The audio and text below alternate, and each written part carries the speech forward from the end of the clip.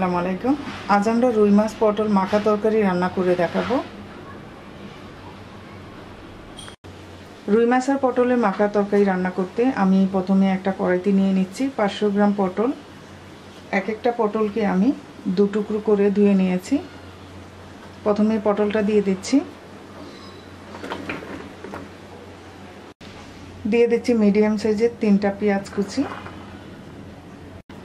দিয়ে দিচ্ছি 5-7টা কাঁচামরিচ ফালি। 1 চা চামচ দিয়ে দিচ্ছি আদা রসুন বাটা। 1 চা চামচ মরিচের গুঁড়া। হাফ চা চামচ দিয়ে দিচ্ছি হলুদের গুঁড়া। 1 চা চামচ ধনিয়ার গুঁড়া। হাফ চা চামচ ভাজা জিরার গুঁড়া। দিয়ে দিচ্ছি স্বাদ মতো লবণ। দিয়ে দিচ্ছি 5 টেবিল চামচ তেল।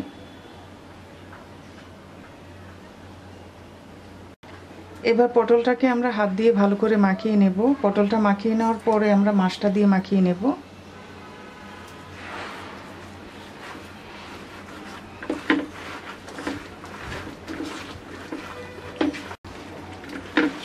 পটলটা মাখিয়ে নেওয়ার পর এবার আমরা মাছটা দিয়ে ভালো করে মাখিয়ে নেব।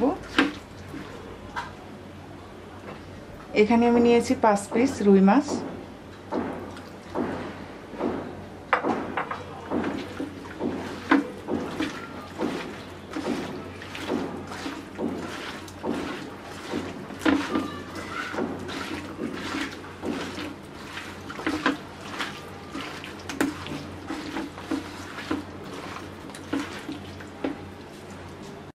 মাছ আর পটল ভালো করে মাখিয়ে নেওয়ার পর এবার আমরা দিয়ে দিচ্ছি 2 কাপ পানি।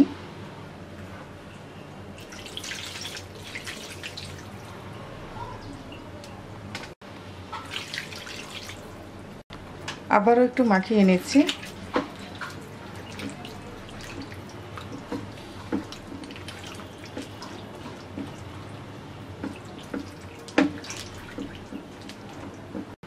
এবার ঢাকনা দিয়ে চুলায় বসিয়ে দিচ্ছি। প্রথমে হাই হিটে 5 মিনিট রান্না করব।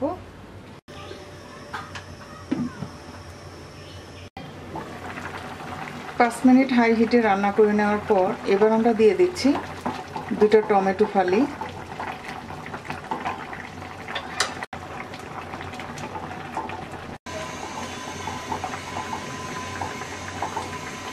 এবার মিডিয়াম আছে পটল সিদ্ধ হওয়া পর্যন্ত রান্না করব।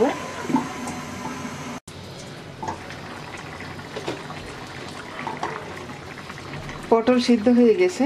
এই পর্যায়ে আমি দিয়ে দিচ্ছি হাফ চা চামচ ভাজা জিরার গুঁড়া আর ধনেপাতা কুচি দিয়ে মিক্স করে নামিয়ে নেব।